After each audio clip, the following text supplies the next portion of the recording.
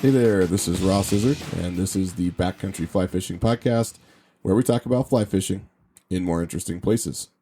So I went on what will likely be one of my last true backcountry fly fishing trips of the year yesterday. It was to a place that I've been looking at for 3 full years, remote section of a canyon where 2 of my favorite trout streams meet in a confluence that I thought would be epic. It was like the Shangri-La of fly fishing for me.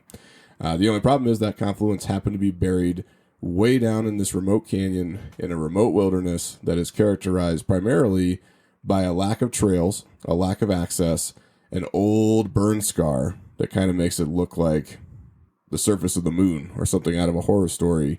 And interestingly, one of the highest populations of mountain lions in the state of Colorado and in the western U.S.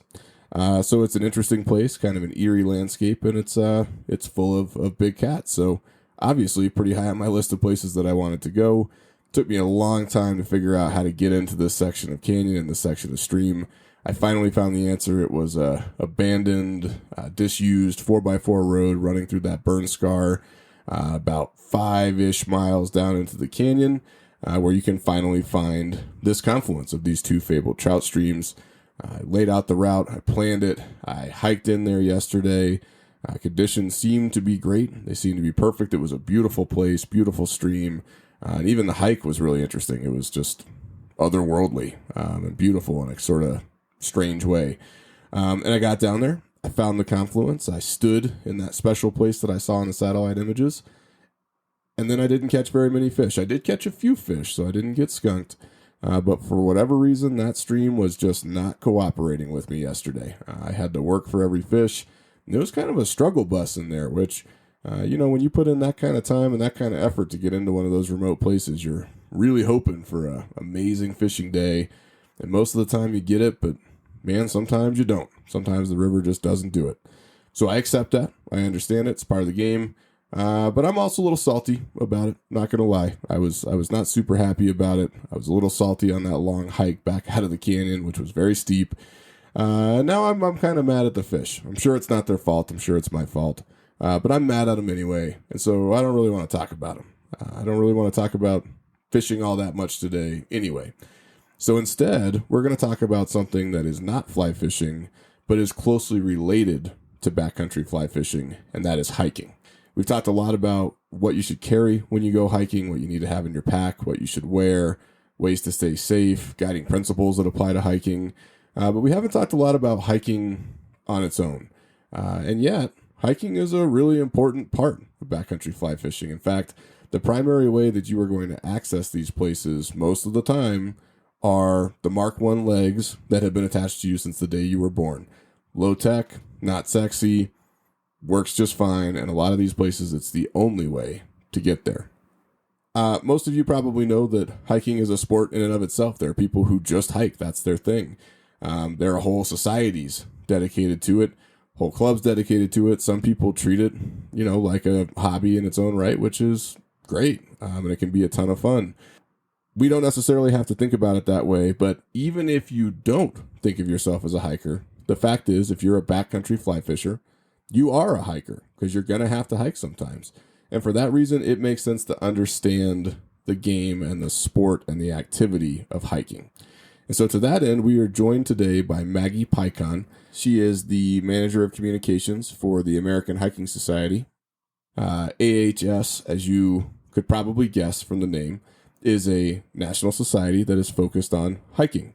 So not only do they provide tips and information about how to be a better, safer hiker, they also do a ton of advocacy work, a ton of political and policy work, and a lot of volunteer and trail maintenance work that keeps these wild places pristine, keeps them open to you and me, and ultimately helps us get out there and access these waterways and these lakes that we love to fish. So it's a really interesting conversation. Maggie comes at this from a different perspective than most of us. She's not a fly fisher. I'm confident that we'll convert her one day, but for now, she is primarily a hiker. She's got a ton of good advice for you, everything ranging from safety to what to bring to how to stay in shape to etiquette and things to do or not do on the trail. And it's really a pretty good and pretty comprehensive look at how to be a better hiker whether you're just hiking for fun or whether you're hiking for fish. Don't worry, we do talk about fish a little bit. Of course, I'm still Ross and I'm still a trout bum, so we do talk about fishing and we do talk about fish. But this episode is really more about how you get there. I found it really interesting. I enjoyed talking to Maggie. She was a wealth of information. I think you're going to feel the same way. And so without further ado, let's go ahead and jump into it. Today we have Maggie Peikon here with us with the American Hiking Society. She is here to talk to us about not how to be better fishermen, but how to be better, safer hikers when we're out in the backcountry. So Maggie, thanks for coming. Yeah, thank you for having me. Absolutely. So I wonder if you could start by just introducing yourself and telling us what you do for AHS, and then maybe telling us a little bit more about the organization itself. Sure. So, like you said, I'm Maggie Peikon. I'm the manager of communications at American Hiking Society. I've been with the organization for a little over 2 years now, and in this role for a little over a year now. I am an avid hiker myself. I've hiked all across the US and around the world. One of my favorite hikes is actually Mount Rinjani in Indonesia that I did for my honeymoon with my husband. Probably the hardest hike I've ever done as well. And if you're not familiar with American Hiking Society, it is a nonprofit organization that was founded in 1976.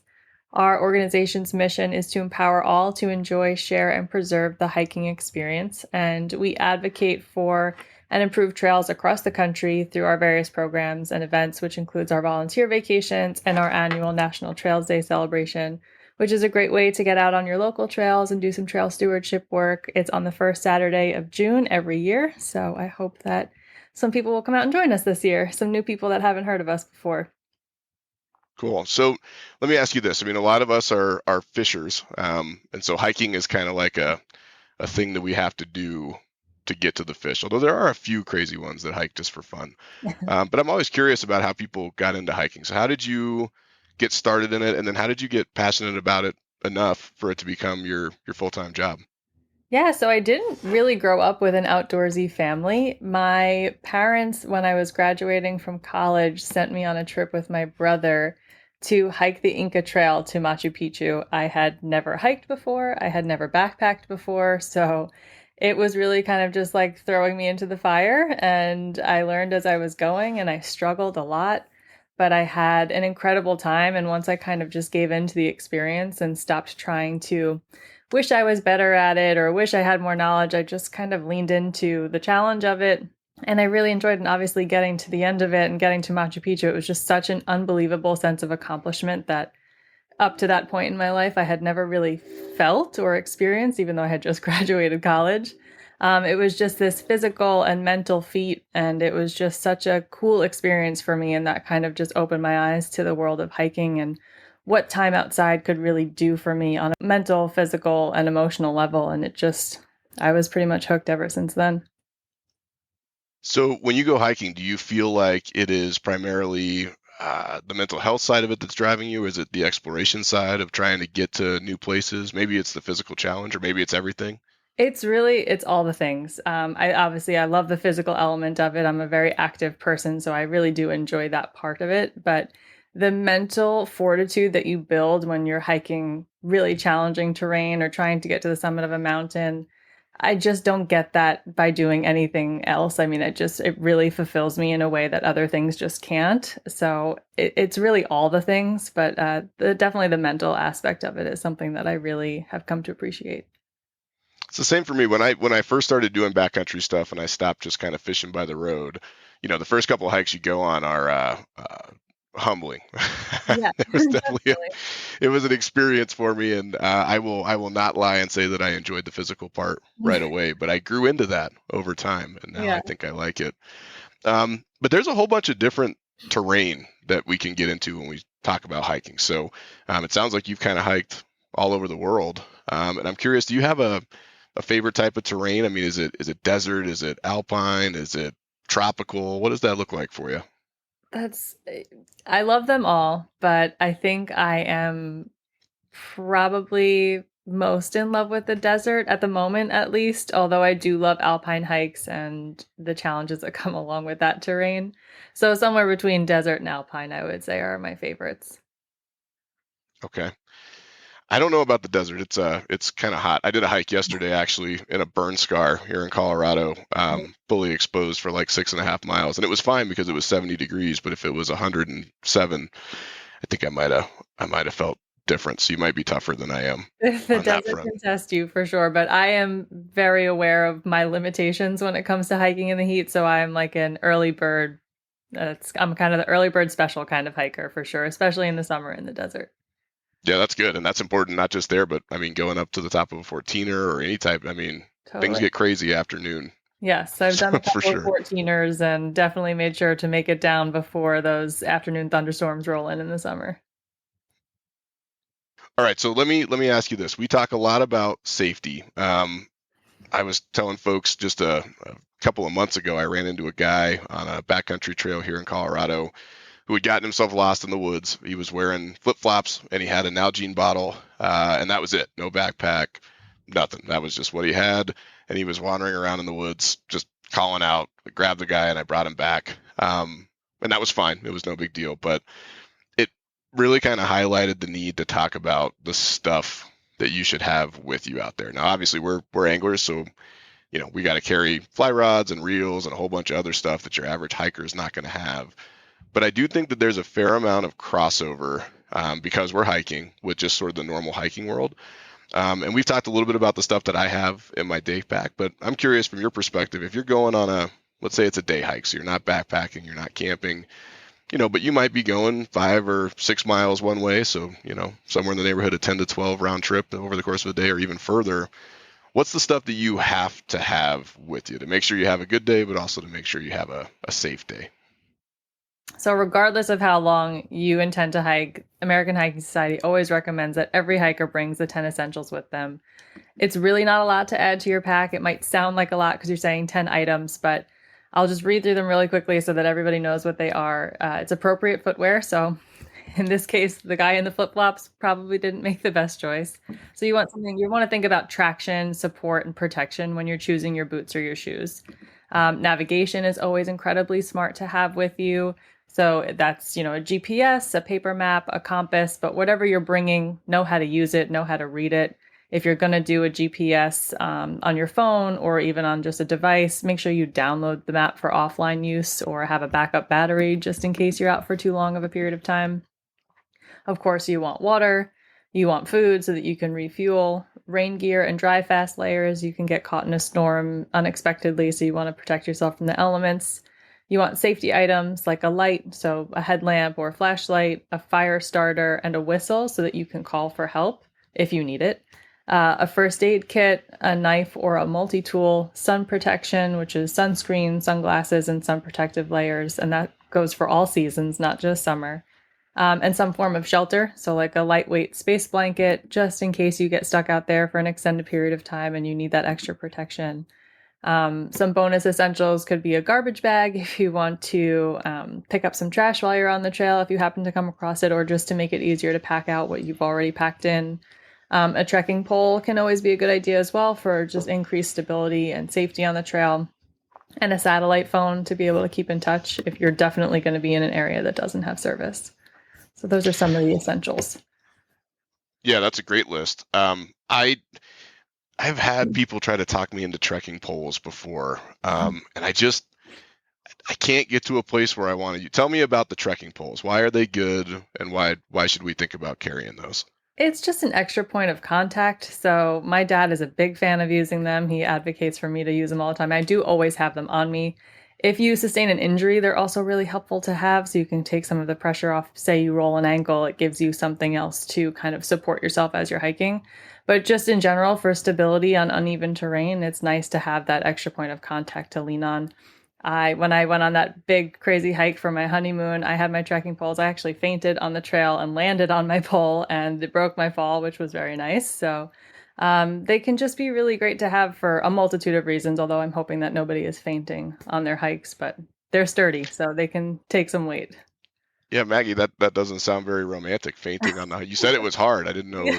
it was that hard. It was an incredibly challenging hike. It wasn't super romantic, but it was very bonding experience. I bet. Yeah, no, that's you were probably a lot closer after that, I Yes, would imagine. for sure. Um, As far as navigation aids, so we've talked a little bit about paper maps and compasses, and the fact that people need to know at least basic orienteering, because having the map isn't going to do you any good if you don't know how to read it. And I know that you probably can't endorse specific apps or software platforms, but I am curious when you say that you should have an app that lets you navigate and then have that downloaded offline. We've talked a little bit about Onyx. We've talked about All Trails. I'm curious if there are favorites for you personally that folks ought to think about or look at. Yeah, technically, I'm not supposed to recommend any in particular, but all of the ones that you mentioned are great options. There are a lot of different sources that people can go on to find trail maps as well that don't necessarily have to be an app on their phone. You can download just like a paper map and print that out and follow that as well. But the options that you shared are great options. I've used them and relied on them heavily. So I think that as long as you're comfortable with it, try something out on a local hike. Make sure that you're comfortable with how it directs you. You can pick and choose which ones you like the best, which ones give you the best navigation or seem the most accurate to the trail that you're on. Yeah, and I'll add to that. When you're picking an app, I love Onyx, and nobody pays me for any of this stuff, so I can just say that. I've tried some of the others. Play with them before you go. A lot of them do different stuff. They have different purposes. They have different limitations. I do a lot of off-trail hiking to some of these lakes and certain places that, if I get turned around, I'm in big trouble. So make sure that you know the features of it, understand what the limitations of it are. If you're going to go off-trail, All Trails is probably not the right app to have. Just be familiar, like you are with all of your equipment. Look at it, do your research, play with it before you get out there, and you're going to have a much better time. For sure. Some do have like a breadcrumb trail feature, so if you're kind of charting your own path, they can at least help you redirect yourself back to where you started. Exactly. Yeah, which is we talked a little bit about that too. When you're pathfinding, a lot of times it looks a lot different on the way down than it did on the way up, and it can be pretty easy to get turned around and have your mind play tricks on you there, which can at the very least be annoying and scary, and at the worst it could be a bad situation. Definitely. Okay, so when we're talking about safety, obviously you've got to have the right gear and the right equipment out there. But tell me a little bit about some of the safety rules in hiking. What are some of the do's and don'ts that folks ought to be aware of when they're hitting the trail? Yeah, really one of the biggest things is to remember to bring enough water. I know it sounds like common sense, but a lot of people tend to underestimate how hot a day is or how much they're going to physically exert themselves. So bringing enough water, generally the rule of thumb is a half a liter of water for every hour you plan to be hiking. But if you're hiking in hotter weather or more challenging terrain, you can bump those numbers up. Just keep in mind that the more water you carry, the more weight you're adding to your pack. So that's something to consider as you're heading out on the trail. One of the absolute easiest things that you can do for your own safety is to let someone know where you'll be hiking and when you plan to be back. Having somebody know your plan is so important because God forbid something happens to you, at least they have a general idea of where you are and where to send people to look for you. The best insurance is a written reminder. So maybe a text message or literally a handwritten note with all of your information left behind with someone who's not going with you and who's expecting you back at a certain time or is expecting a check-in at least at a certain time, just so they can have some progress on where you're going. Another good safety tip is to be mindful of changing daylight hours season to season. If you're not prepared to hike in the dark with the necessary gear to be able to see and be seen, you should probably head back before darkness falls, or at least wait until the sun is nearly up if you're going to start at dawn. Those are all good items. Let me ask you about the water stuff in particular. So one of the things that we've advocated for is that you should always carry a water filter. I suppose if you're hiking in the desert where there's no water source, then, maybe the water filter is not necessary. But most of the places that we go, we're close to streams, we're probably close to lakes. And I carry a 3-liter reservoir with me every day.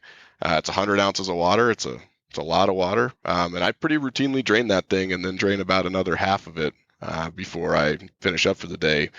So as far as having a water filter with you, do you have a thought or a recommendation about types of filters that folks ought to look at, or qualities of filters, or how should we go about being able to refill if we get in trouble on water?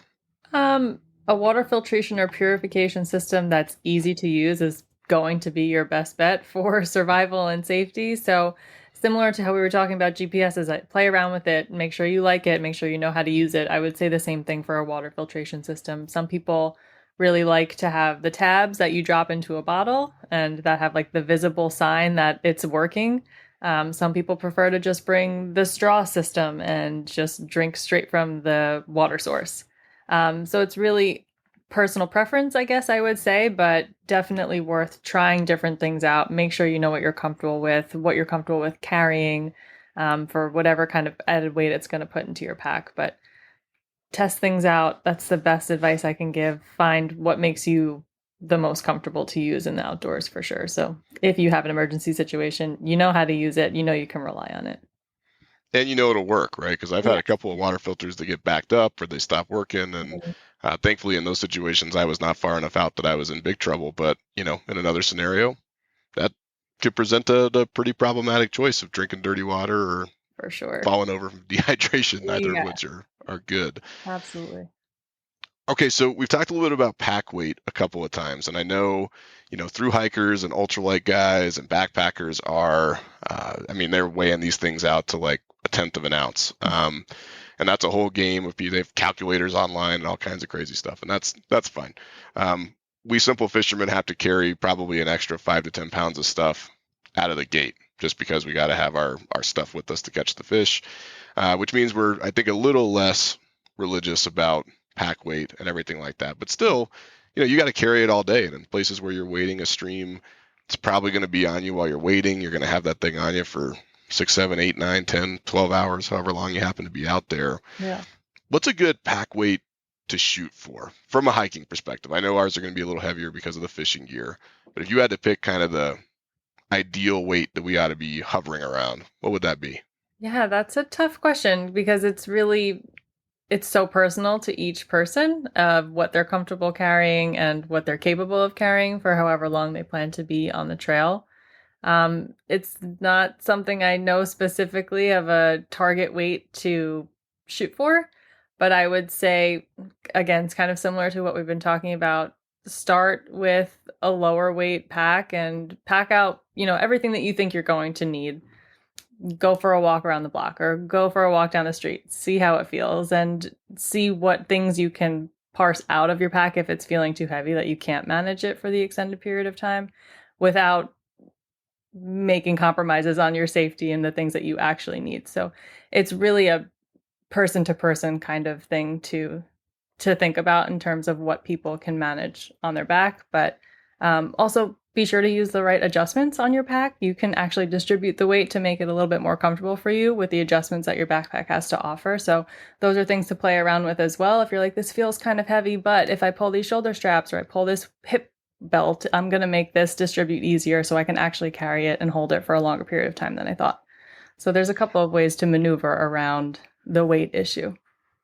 Yeah, and having a good backpack itself, I think, is a pretty big thing. I've kind of I've run through, I don't know, a dozen of these things. In fact, they're all piled up behind me here. I slowly get rid of them and find the ones that I like. And you really cannot overstate how important it is to have a backpack that fits you right. And yes, backpacks have fit. I think a lot of people don't know that, and they go down to Walmart and buy like a JanSport and figure that they're good to go.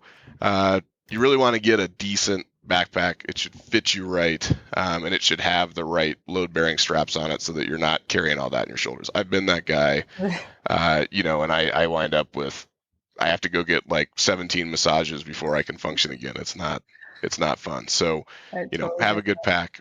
Yeah, and then think about what you ought to have in there with the understanding that the items that Maggie listed and the stuff we've talked about, those aren't really optional. You gotta have those. So those are like the base foundational items, and then if you want to, skimp on ounces on the next thing, that's okay. But don't go without a rain jacket or a water filter or any of that stuff. It's not smart. Sooner or later, it's going to turn out badly. Exactly. All right. Well, while we're on the subject of pack weight, which is, to your point, very individual, and it's individual in part because fitness levels vary. Mm-hmm. And I don't want to speak for all of them because obviously there are fly fishers out there who run marathons and do all sorts of cool stuff. A lot of us don't. we may not be hardcore fitness folks. I mean, I've had to become that sort of because it's the only way that I can get up to some of these places I want to go. But your hiking ability is kind of inextricably tied up with your level of physical fitness. And so if you're kind of just starting out and you're thinking, man, I really want to get into this backcountry fly fishing thing next spring or next summer, or even this fall, though I think the window might be closing on us here. How do you think about your fitness level? Like what should you be shooting at? How might you think about starting to train or prepare for this stuff? What's a good way to be ready to go hiking? I would say start small, start slow, start local, and continue to push yourself in increments to find your edge and where you're comfortable pushing yourself to. In general, I would say work on your cardio fitness. So go for walks in your neighborhood or, take a drive to somewhere that's local, and start there. But definitely if you're a fisherman or even just a hiker and you're going to end up having some weight on your back, start with just the walks and see how that feels and slowly add the weights to your pack that are going to be necessary that maybe you don't need for a hike, but as you start fishing, you're going to need your pole and other paraphernalia that I probably don't know about, but things that are going to add some serious weight to what you're carrying. So I would start slow, start small, start adding small bits of elevation gain, small bits of mileage each time as you're starting to feel more comfortable with what you're capable of and what you're comfortable hiking, and then start adding the weight as well after you're comfortable with adding some distance and adding some elevation gain in so that you can get a real sense of what it's going to feel like when you're out there with all of your gear on you, because that adds a whole new element on top of just being like, okay, I can hike 5 miles, but can you hike 5 miles with 20 pounds on your back? So start slow, start small, but slowly start to build your weight up and just build your distance up, and you can get a better gauge of what you're comfortable with. Yeah, and know your limitations, which, I mean, they'll change, right? As you get fitter and you do more of this stuff, you'll be able to go further and get to cooler places, and that's awesome. It's a good feeling. But I overdid it a little bit when I first started doing this stuff, and there were some times where I had to get out because the alternative was, well, dying in the woods, which I wasn't excited about doing. So I would get out, but it was probably too far for me. And so over time, you'll find that you step it up. I don't have a problem at this point doing, 6.5 or 7 miles over 3,000 to 4,000 feet of elevation gain for a day hike, and then comfortably being able to get myself back out. There's fishing in between, so don't forget, fishing, it's not CrossFit like we've said before, but it is exercise. You're probably wading and climbing and bending and doing a bunch of stuff, and it can tire you out. But understand the limits, and then don't exceed those too much. I mean, there's something to be said for pushing yourself, but if you've been hiking for like 6 minutes and then you sign up for a 15-mile one-way hike over 6,000 feet of elevation gain, you're not going to have a really good time doing that. So in addition to Maggie's advice about kind of, starting slow and getting there, find the outer bound and then don't exceed that, because it's one thing to get real tired in your neighborhood. It's another thing to get real tired in a boulder field at 12,000 feet where they have to come get you in a National Guard helicopter. Don't be that guy. Yes. Not a good guy to be. Okay, so as far as any additional safety stuff, so I mentioned earlier, some of us we like to get off trail a little bit, especially high alpine lakes. There are quite a few lakes and some streams that are stocked, or they have a particularly rare type of trout, so cutthroat trout or something, or maybe we just want to go there. I'm kind of an addict of just going to new places so I can see them and take pictures. But some of them require you to leave the trail. And I know that that's a totally different ball game. There were a couple news stories here in Colorado just recently. One that involved a young guy, well, not that young, I guess he was my age, but who went off trail to go climb a mountain that he maybe shouldn't have been on, had a bad fall, and unfortunately didn't make it out of that. And one of the points that the rescuers made was that anytime you leave the trail, you're entering a world where everything gets a lot more complicated and the risk profile gets elevated quite a bit. And so starting from the basis, I'll say the disclaimer so you don't have to, Maggie. If you don't know what you're doing, you shouldn't do this. You should stay on the trail. But let's say that you've got some experience, you've got the right stuff, you have the right navigational items with you. If you're going to leave the trail and think about going up to something, what are some of the things you ought to think about in terms of terrain, safety, signaling, all of that kind of stuff? Yeah, I mean, My best advice is always to stay on the trail. Obviously, like you said, there's inherent risk every single time you step off the trail and really go into the backcountry where there's no traceable signs of where you're going or ways to describe to somebody where you're headed as well. So that can be a challenge. First and foremost, if you are going to be going off the trail and really into the backwoods, wear bright colors. I know for hunters, obviously they want to be in bright colors as well. They don't want to get shot by somebody else. But you want to, God forbid you get lost, be able to be seen. So that means don't wear greens or beiges or neutrals that are going to make you blend in with the woods. You want to be able to stand out so that if you needed somebody to come find you, you could say, hey, I'm wearing this bright yellow sweater. These are my general coordinates or just some general things around me that I can use as a place marker so that people can find you. So definitely wear bright colors. If you have a GPS, which if you're going to be going into the backcountry, I really highly recommend having so that you can do a breadcrumb trail or something like that so you can stay oriented and stay aware of how far you've gone from the trail that led you out there to be able to come back to where you started. Otherwise, it's incredibly challenging to navigate and to remember what you've seen. And that tree looks familiar, but that might be the same one that I passed before. So just trying to remember specific things in the backcountry might not be the best way to get yourself back to where you started. So if you have the access to some GPS related app or device to give you that breadcrumb back to where you started, that would be great. If you have a satellite phone, things like that are going to be helpful as well, because most likely you're going to be out of service. If something happens to you, you want to be able to contact somebody. Those are all important safety items to have on you, in addition to the 10 essentials, just in case you get stuck out there longer than you intended. But wearing the bright colors is a really not often thought of option for people. I think that that's a really important thing when you're going to be in the backcountry, especially if you're solo. And I'll add to that. The bright colors thing is a great point. The hike that I did yesterday, like I said, was way off in the middle of nowhere. And I ran into at least 3 different groups of hunters out there where I don't hunt. No disrespect to hunters at all. People who are into that, that's fine. But yeah, it makes me a little nervous. You know, I'm stomping around in the woods. I might be off trail a little ways, and there's people out there looking for stuff stomping around in the woods. It's not a bad idea, particularly in the fall when hunting season is up, to wear bright colors anyway. And I know a lot of fishermen are going to say, well, I don't want to wear bright colors because, you know, the fish are going to see me. Yeah, maybe, but not if you're doing it right. We don't have to get into the fishing aspects of it, but you should be behind the fish anyway. If they can see you, you're probably doing it wrong. And really, if you have to pick between catching that extra cutthroat and getting accidentally shot or getting stranded where nobody can find you, it's not that hard of a choice, right? There are always other fish to catch, so be smart.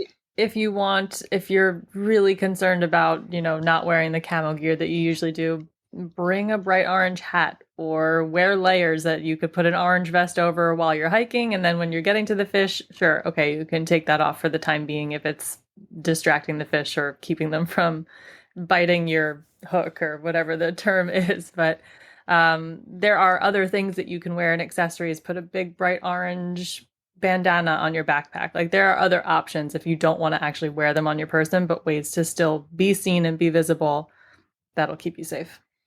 Yeah, and I mean, let's be real. I'm gonna be a jerk for saying this, but if you're not catching fish, it's not because of the color of your shirt. It's you're doing something wrong. And we can talk more about that in in another episode. All right, so we've talked a little bit about the safety stuff, and I'll reiterate one last thing on that point. Don't go off trail if you don't have one of these GPS units that Maggie mentioned. I carry a Garmin inReach Mini 2. There are a whole bunch of different ones on the market. But they are incredibly helpful. And in fact, these couple of stories here in Colorado the last few weeks, the way that they found at least one of these hikers was with that device. It lets people know where you are. It tells you where you are. It lets you text so that, your wife or your girlfriend or your husband or whatever is aware of the fact that you're good and that there's nothing wrong. And they're not that expensive. They're a lot less expensive than getting helicoptered off the side of a mountain. Certainly less expensive than serious medical care if you get yourself hurt and can't get out, and obviously vastly preferable to death. So you should carry those things with you and don't go off trail if you don't have them. That is really, really good advice. And one other thing on that item, trail tape, we've talked about that too. I won't beat the dead horse, but when you go out, the GPS units are great. Like Maggie said, you're going to see stuff that looks different on the way back than it did on the way up. I don't care how good you think you are, you're going to get confused eventually doing that. This is how people get lost like half a mile off of a trail and never find their way back. Bring the GPS unit and then bring some bright trail tape and tie it up in the trees so you can see where you're going. Pick it up on the way out so you can be responsible, but put it up there and do it right so that you can see the next checkpoint from the one that you're at. And that way you have a visual indication that you're on the right trail on the way back. Takes a little bit of extra time. It's well worth it. Could save your life. So don't forget your trail tape. Carry 2 rolls. One roll will get you through 1 mile, I've found. So carry 2 if you're going any ways off the trail.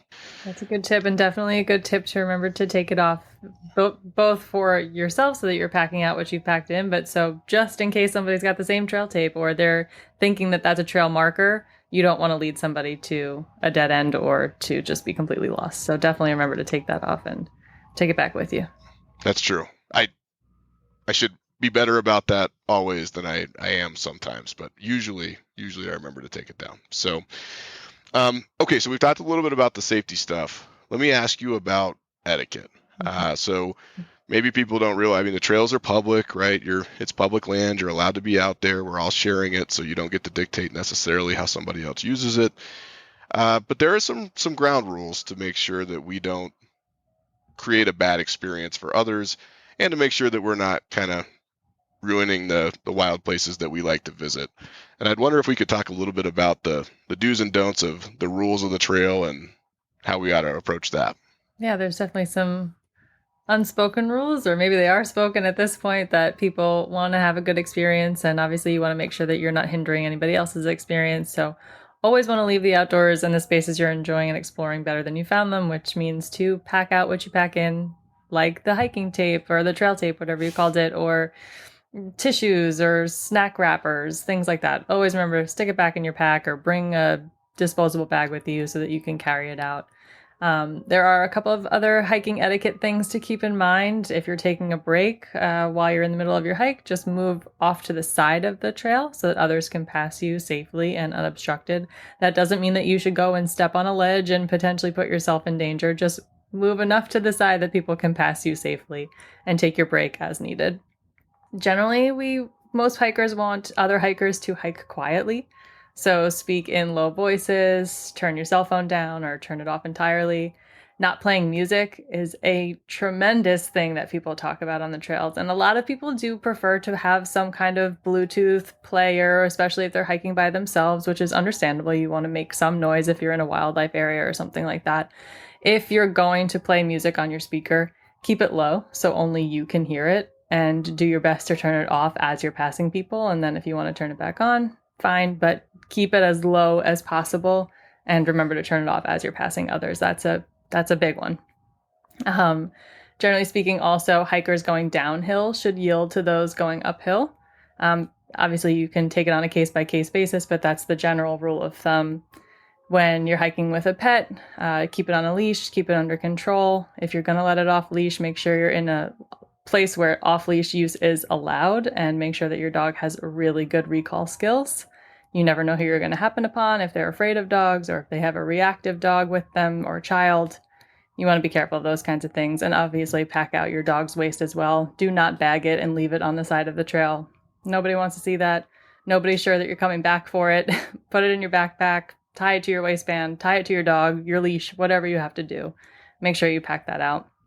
Don't feed wildlife. I feel like that one goes without saying, but just to be safe, I'll add that one in there. Do not feed the wildlife. No squirrels, no chipmunks, no bears, no deer, nothing. Avoid taking shortcuts and cutting the trail. Not only is it damaging to the environment, but getting off the trail can also very easily result in becoming disoriented and getting lost. So you definitely want to be careful of that. Don't cut switchbacks and things like that. And when relieving yourself outdoors, potentially, especially for fishermen who are near the water, be sure to do so at least 200 feet away from the trail or any water source. So you want to follow leave no trace principles there. Yeah, and so listen, on the dog poop thing, like for real, if you're not going to pick that up, just don't bring your dog. There is nothing worse than running across that. I spent a good chunk of this summer in one particular wilderness area here in Colorado, just kind of going everywhere there was to go and mapping it out. And I'd use the same trail to access a whole bunch of those different areas. And there was probably a dozen bags of that stuff on the side of the trail that were there for like 2.5 months or 3 months. I eventually just picked them up because it was very clear that nobody was going to do it.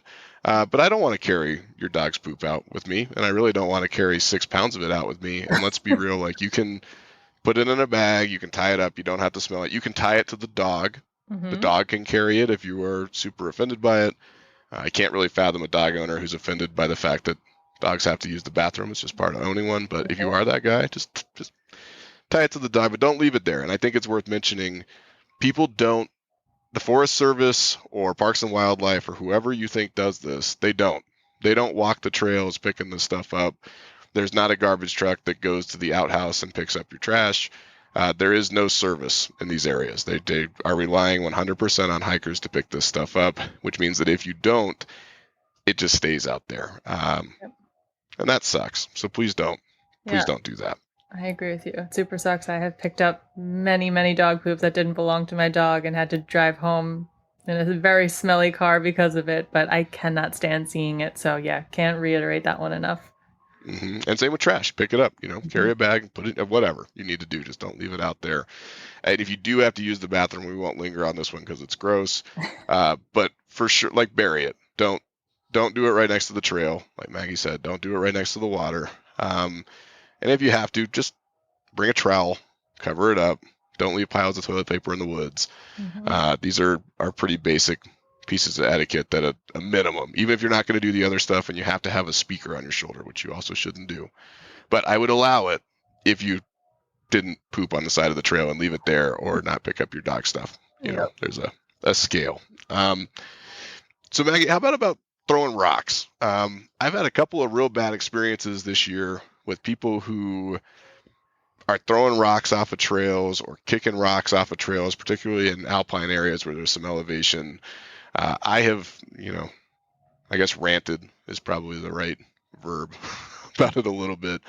But how about that kind of safety? Like, throwing sticks, throwing rocks, anything that you might be tossing off the side of a mountain. What should people be thinking about there? Yeah, I don't really know why you would do it, honestly. If there's a rock in your way, you can always just knock it a little bit off the trail. You don't necessarily have to go launching it hundreds of feet if you're that skilled of a rock thrower. You just don't know what's beneath. So to throw a rock off a ledge without knowing if somebody's rock climbing beneath you is a pretty dangerous risk to take. And there generally is no need to go and do those kinds of things. So leave it where it lies. And like I said, if it's, hugely obstructive to the trail and you need to remove it from the trail, just move it slightly off the trail. I don't think there's any need to throw it because, you could definitely endanger somebody or, potentially hit an animal that you can't see. So I would say, leave it where it lies and just don't do that. Yeah, just don't do that. That's I had somebody almost brain me with a rock at one of these lakes up at about 12,000 feet. They didn't see me, so it's not like they threw it at me, but they threw it off a ledge and it missed me by a couple of feet, which in addition to blowing my shot at the fish, which I was very unhappy about, could have like killed me and turned my kids into orphans. And that's not cool. Super risky. Don't do that. Don't throw anything that could hurt people. People have been killed that way. People have been hurt that way. It's not worth doing. So just don't pick it up unless you really have to, and just leave it on the side of the trail if it comes to that. So Maggie, you mentioned wildlife earlier, and one of the things that I hike in Colorado, I've hiked in Montana, I've hiked all over the western U.S. There are bears and there are mountain lions and there's stuff that I guess conceivably could eat you. I've run into bears, I've run into mountain lions, I've never had an interaction, save for maybe one, and we'll save that story for another time, that was anything even remotely scary. But a lot of people avoid hiking because that's what they're not afraid of the fitness aspect. They're not afraid of the gear or any of that stuff, but they're afraid of bears or they're afraid of lions or Bigfoot or whatever. And I'm curious about your experience on that front and whether you have any tips on how to stay safe in areas that do have wildlife around. Yeah, I mean, obviously, it hugely depends on your geographical location. There are some places you're hiking that you will not see a bear, so that's great. But that doesn't mean that you're completely out of danger when it comes to wildlife. There's, like you mentioned, snakes, coyotes, mountain lions, and things of that nature. So best practice is to just stay aware of your surroundings to help ensure your safety. So stay off your phone, take out your headphones so you can listen to what's happening around you and be aware, especially if you're in bear country or somewhere where, you could happen upon a moose. You don't want to surprise animals. So making noise is important, even though we were just saying hike quietly.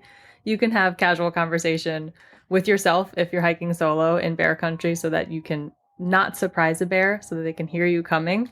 Obviously, if you're hiking with somebody, you can speak with them, clap every occasionally to make some noise.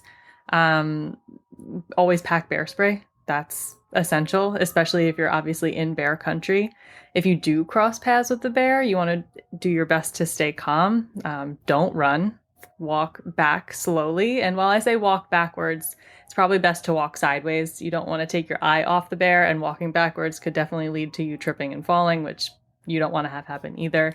And you want to know how to use the bear spray as well. Just having it on you is great, but if you don't know how to use it, it's not really going to do you much good. So I actually learned on a hiking trip when I went to Montana.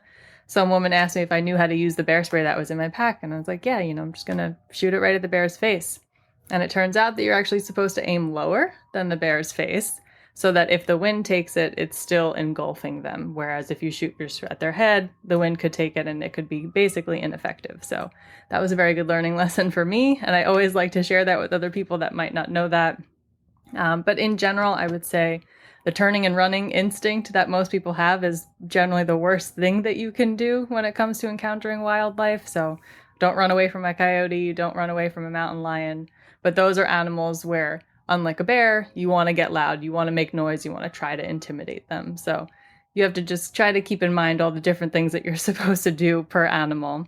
But with snakes, leave them alone. You don't have to yell at them. You don't have to whisper to them. Just do your best to leave them alone and just walk away from them. No throwing them, no throwing things at them. Just stay away from them if you can. You guys can't see Maggie's face, but when she said snakes, there was I get the feeling you don't like those very much, and I don't either. I don't blame you. I'm not a huge fan. I was bitten by a snake when I was on a trip in Baja. Believe it or not, a sea snake of all things. So I'm not They're pretty poisonous, right? They are. I'm not really sure how I live to tell the tale. I think I just got lucky.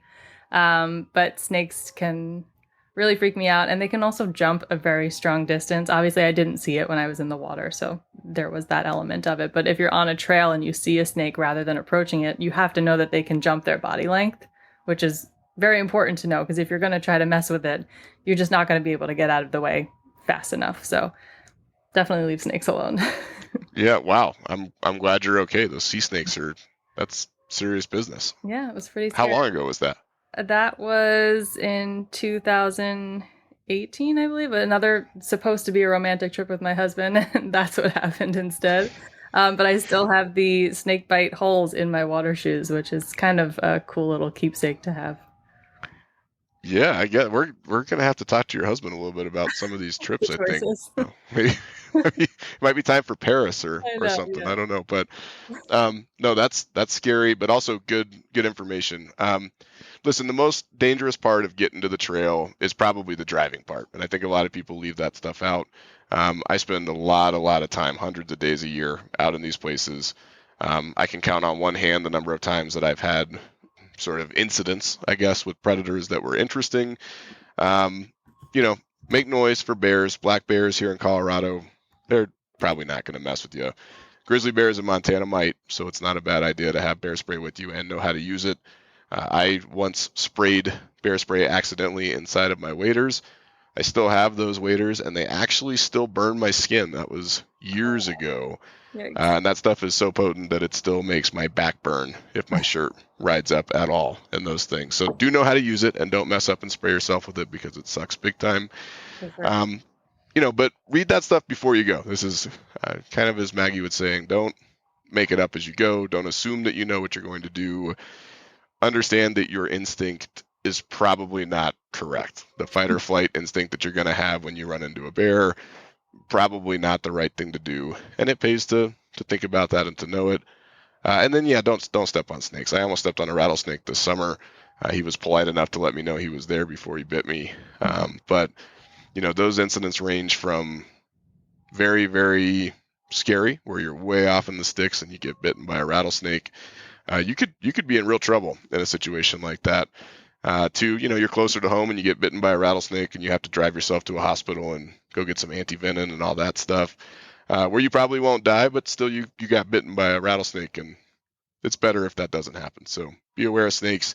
If you're somewhere that has a big snake population, I don't think I would hike in these, but they do make snake boots.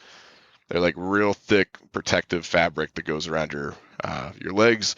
There are a few streams here in Colorado that I will not fish unless I am wearing snake boots, because there are like thousands of rattlesnakes, and I just don't want to go out like that. So look into those if you're really scared, but for the most part, leave them alone. Don't poke them. Don't talk to them. Don't try to get a video for Instagram. Just go around, do something different. For sure. Okay, so maybe we could talk a little bit about, this is all really good information. Maybe we could talk a little bit about the other work that the Hiking Society does. I know you work on trails. I know there's a lot of advocacy work and a lot of volunteer work that the organization does. Can you talk to us a little bit about what that looks like and maybe how folks could go about getting involved if they were so inclined? Yeah, absolutely. Our volunteer vacations program is a really great way to get outdoors and give back to the trails in incredible locations around the country. I'm actually going on one at the end of September in Moab, and we offer weekend and week-long trips where volunteers will get to take part in trail building or trail maintenance projects, so they can learn firsthand about trail stewardship and all of the work that goes into building and maintaining our trail systems. Our 2024 schedule is on our website if you'd like to check it out. We have trips running through the end of November into very early December, and some of them are in nice warm locations if you want to escape a little bit of the fall chill. And for everyone interested in our 2025 schedule, you can sign up for our email newsletter or follow us on social media for some information on when that will go live. But there are some really great trips happening right now, and definitely will be some really great trips happening in 2025 as well. In terms of outdoor advocacy, we share ways for our audience and for all outdoor and hiking advocates to get involved and use their voice for changes in the progress they want to see. So you can follow us on social media. We're always sharing action alerts and easy ways to take actions to speak up for the trails and trail maintenance and trail protection. If you want to learn more about outdoor advocacy and how you can support like local trails and public lands that you like and love, Hike the Hill is a really great option. It's a program that we offer where people can attend both virtually and in person. So if you want to go to Washington, D.C., it's a really cool trip and a really cool experience. And registration for that will open this winter. And you can find all information about that on our website as well. And just so folks have it, what is the website address that they should go to here? AmericanHiking.org. Great. Yeah. And this is something where we talked about it early on. A lot of us are trout bums and we like to fish, and so we're fly fishers first and then hikers second. And I think that sometimes leads to a little bit of complacency among fishers who kind of, we care about the water. You're going to be hard pressed to find a fly fisherman who is not a hardcore water conservationist. But we forget about the trails, and we forget about the fact that my day job is in government relations. I deal with policy issues all the time. There is nothing, and I really mean that, absolutely nothing in your life that you care about that is not in some way impacted by public policy and by politics. So you can pretend that you're not into that. You can refuse to read the news, but sooner or later it's going to touch you. And unfortunately for you, it might touch you in these public lands that you like to access and fish. So just because you're not a hiker first, it might be that you're allergic to hiking unless there happen to be fish at the end. That's okay. Don't forget about all of the work that goes into maintaining the trails, all of the hard work that goes on in DC and at your state legislature that goes into maintaining these wilderness areas and controlling the regulations around them, the funding that goes to support them. All of that stuff matters to you, whether you see it or not. A lot of people have no idea where to start and where to get involved. American Hiking Society is a really good place to take that first step. So I really do encourage you, if you care about these wild places, to get out there and try to find ways to get plugged in, even if it's non-traditional and involves talking to people in suits somewhere in DC. So Yeah. thanks for that very much, Maggie. Yeah, absolutely. And just so you know, there's no experience necessary to join us on a volunteer vacation. Even if you've never picked up a trail maintenance tool in your life, you're welcome to join us and learn more about it. Great.